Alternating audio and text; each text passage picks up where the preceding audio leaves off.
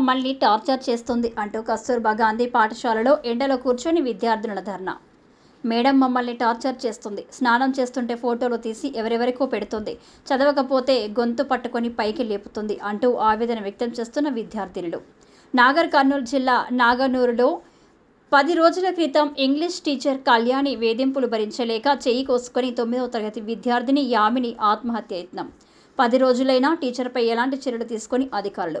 దాదాపు 3 గంటల నుంచి తరగతులను బహిష్కరించి ధర్నాకు దిగిన విద్యార్థినులు ఇంగ్లీష్ టీచర్ కళ్యాణిని సస్పెండ్ చేసే వరకు తాము ఎట్టి పరిస్థితుల్లో క్లాసుల్లోకి వెళ్లమని తినకుండా ఎండలో కూర్చొని నిరసన తెలుపుతున్న విద్యార్థినులు.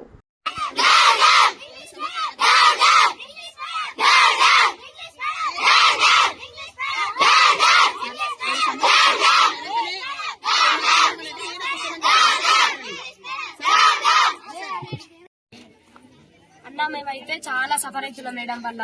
ప్రతిసారి ఎవరి మీద కోపం తీసుకొచ్చి మా పైన చూపిస్తుందో లేకపోతే మా మీద కోపం మా పైన చూపిస్తుందో తెలియదు, కానీ మేడం వల్ల మాత్రం మేము చాలా సఫర్ అవుతున్నాము.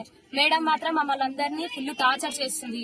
ఫుడ్ విషయంలో కానీ, స్టడీ విషయంలో కానీ, ఏ విషయంలో సరే. స్నాక్స్ బెల్ కొడుతుంది, అట్లా ఆడ స్నాక్స్ బెల్ కొడుతుంది, స్నాక్స్ పెట్టుకుంటే స్టడీ బెల్ కొడుతుంది. స్టడీ వరకు రాని వాళ్ళని ముక్కు చెంపలేపిస్తుంది. మేము స్టడీ చేయడానికి వచ్చినాం కానీ ఇంత టార్చర్ అవ్వడానికి అయితే మేము రాలేదు. మా పేరెంట్స్ మమ్మల్ని జస్ట్ ఇక్కడ మేడం వాళ్ళు మేము ఎట్లా చూసుకుంటామో మేడం వాళ్ళు అట్లా చూసుకుంటారు కదా, మా పిల్లలకు భవిష్యత్తు బాగుండాలి కదా అని ఒక్క కారణం మీద వేసిపోతారు.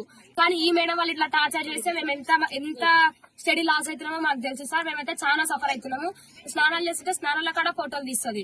మేము ఒక 1 minute లేట్ అయ్యి వస్తే నేమ్స్ రాసి ఎవరికి పెడుతుందో ఫోటోస్ తెలియదు, కానీ ఎవరెవరికో ఫోటోస్ పెడుతుంది. వీళ్ళు ఇట్లా చేసిరు, వాళ్ళు అట్లా చేసిరు అని.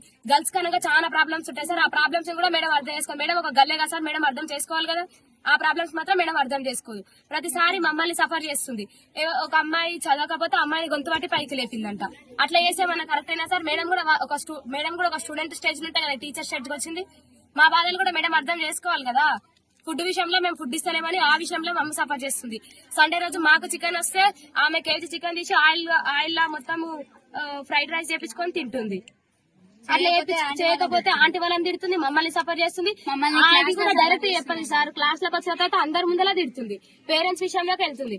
మొన్న జస్ట్ ఎవరో మేడం వాళ్ళు వచ్చారు, గీతా మేడం వాళ్ళు వస్తే ఆ మేడం కి చెప్పినామని ఆ రోజు మీ పేరెంట్స్ అందరు పోని అని ఎట్లా అంటే అట్లా తిట్టింది సార్ మమ్మల్ని. అయితే మేమైతే మేడం వల్ల చాలా సఫర్ అవుతున్నాము.